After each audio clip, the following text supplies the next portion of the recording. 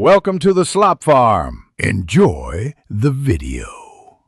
You start by unlocking the Oppo and opening settings. This gets you straight to system options.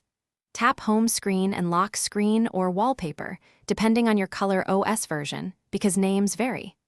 Once the Wallpaper panel appears, choose Live Wallpapers or the current wallpaper preview. You want to see the Active Live option.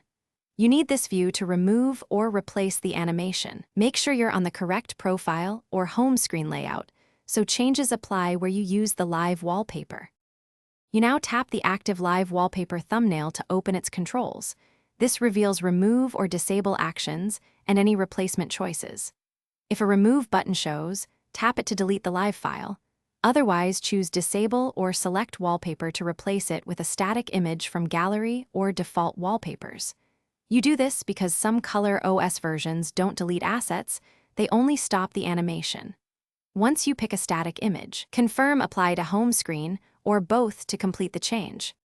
You finish by restarting the phone so system services reload and the live wallpaper stops running. If the animation persists, go to Settings App, see All Apps Home/Launcher, then clear cache and clear data if necessary.